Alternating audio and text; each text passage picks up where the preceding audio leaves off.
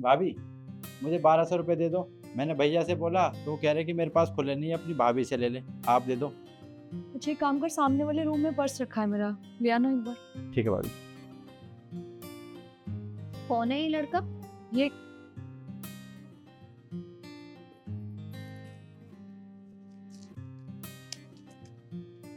ये ले, 1500 रुपए है मेरे पास, 1200 खुले नहीं थे। कोई नहीं, 300 रुपये मैं वापस आकर दे दूंगा आपको। कोई बात नहीं, रख ले, काम आएंगे। कौन था ये लड़का? ये कृष्ण का भाई है। कृष्ण का भाई? पर कृष्ण ने तो हमें बताया था कि उसका कोई सगा भाई है ही नहीं, फिर ये कौन है? ये उनके मामा का लड़का है। मामा का लड़का? तो फिर वो यहाँ पर क्या कर रहा है? माँ, वो पढ़ाई करता है ना अभी, तो यहीं पे रहता है हमारे साथ। मतलब वो तुम्हारे घर में भी रहता है और उसके खर्चे भी तुम लोग उठाते हो? अरे क्यों? माँ, वो जॉब नहीं करता, वो पढ़ाई करता है, तो उसका खर्चा उसका भाई तो उठाएगा ना। मुझसे तो पैसे मांगेगा वो आके। अरे तुम लोग उसका खर्चा क्यों उठाओगे? वो कृष्ण का सगा भाई नहीं है। सगा भाई होता तो कृष्ण उसके खर्चे उठा लेता।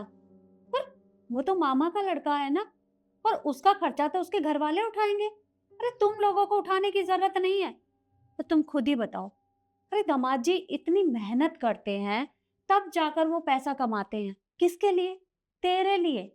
और तू तूने उससे पूछा भी नहीं कि किस लिए पैसे चाहिए, और चुपचाप उसे 1500 रुपए दे दिए।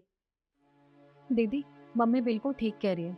वो जीजू का कोई सगा भाई नहीं है कि उसका जितना मन चाहे आपने उसे उतने पैसे दे दिए। अरे वो कजन ब्रदर है, कोई जरूरत नहीं है उसको इतने पैसे देने की। जीजू दिन रात मेहनत करते हैं, और उनकी मेहनत की कमाई ऐसे फालतू लोगों पे आप लुटा रहे हो, ये कोई अच्छी बात तो नहीं है। मुझे एक बात समझ नहीं आ रही कि आप दोनों कहना क्या चाहते हो। मेरे कहने का ये मतलब है कि अगर दामाद जी अपने परिवार के लिए पैसे खर्च करें तो बात समझ में आती है, लेकिन वो परिवार में नहीं है, वो दूर का रिश्तेदार है, तो उसके लिए इतना खर्चा करने की, अपने घर में रखने की क्या जरूरत है? बेटा तू खुद ही सोच। अरे जितने पैसे तूने उसे दिए हैं, उतने पैसे तू अपने ऊपर भी तो खर्च कर सकती थी ना। अरे दामाद जी तुम्हारे लिए कमाते हैं, उसके लिए नहीं। और कल को उसकी नौकरी लग जाएगी, वो यहाँ से चला जाएगा, तो क्या वो तुम्हें पैसे वापस करेगा? नहीं करेगा। अरे उसका खर्चा उसके घर वाले उठाएंगे। देख बेटा, मुझे तो ऐसा लगता है कि तू एक अंधे कुएं में पैसे डाल रही है, जहां से पैसे कभी वापस नहीं आने। तो फिर तो इस हिसाब से मुझे आप दोनों को भी पैसे नहीं देने चाहिए, क्योंकि कई बार ऐसा होता है कि ईशु मुझे फोन कर देती है कि दीदी मुझे इतने पैसे भेज दो। मैं बिना कुछ पूछे भेज भी देती हूँ। कई बार आप मुझे फोन कर देते हो कि मुझे इतने की जरूरत है, मैं फिर भी दे देती हूँ। तो ऐसे तो फिर मुझे आप दोनों को भी पैसे नहीं देने चाहिए ना, क्योंकि पैसे तो मुझे कभी आज तक वापस मिले नहीं है। दीदी, मैं आपकी सगी बहन हूँ। अगर आप मुझे पैसे दे देते हो तो कोई इतनी बड़ी बात नहीं है, और वो भी जीजू का सगा भाई होता तो हम आपसे कुछ नहीं कहते। अरे वो कजन ब्रदर है, कोई सगा भाई नहीं है।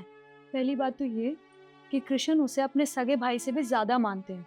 तुम्हें अच्छे से पता है कि कृष्ण का कोई भाई नहीं है, इसीलिए वो उसे यहाँ पर रखते हैं ताकि वो अपनी पढ़ाई पूरी कर सके। और पढ़ाई कर रहा है तो ऑब्वियसली कृष्ण ही उसका खर्चा उठाएंगे ना। एक बात बताओ, आपने मुझे बोला कि जितने पैसे मैंने उसे दिए हैं वो मैं अपने ऊपर खर्च कर लेती। आप एक बात बताइए, अभी आपने मुझसे कहा कि जितने पैसे मैंने उसे दिए हैं वो मैं अपने ऊपर खर्च कर लेती।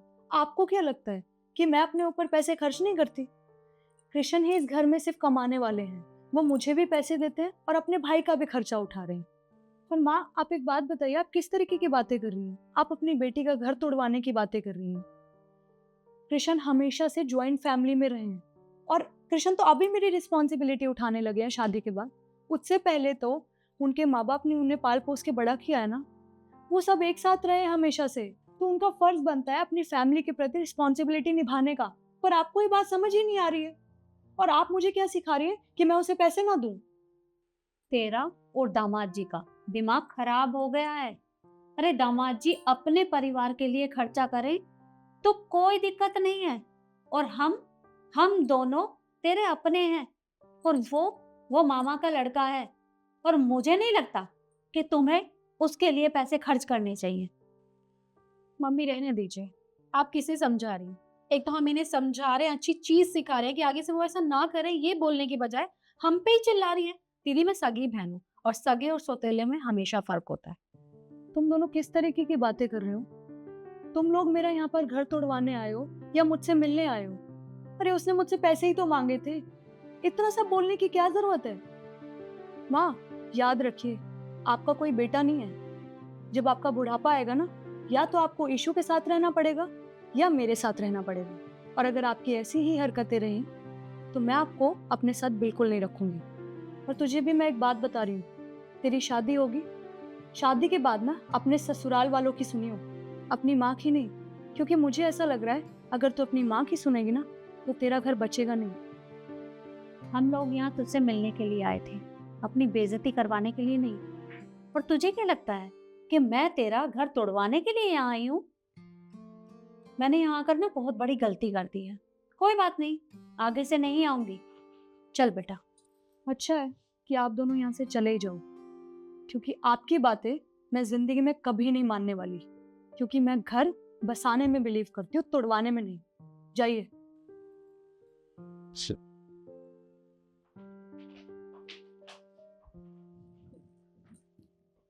सिद्धि, तुम्हारी मम्मी और बहन आई थी, वो मेरे को रेडी होने में थोड़ा टाइम लग गया। कहाँ है वो अभी चले गए, उनको कुछ अर्जेंट काम था। चले गए? पर मुझसे मिलकर भी नहीं गए। कोई बात नहीं, नेक्स्ट टाइम मिल लेना, आएंगी बहुत जल्दी। चलो ठीक है। अच्छा तुम ऑफिस निकल रहे हो ना, मैं तुम्हारे लिए चाय लेके आती हूँ। ठीक है, ले आओ।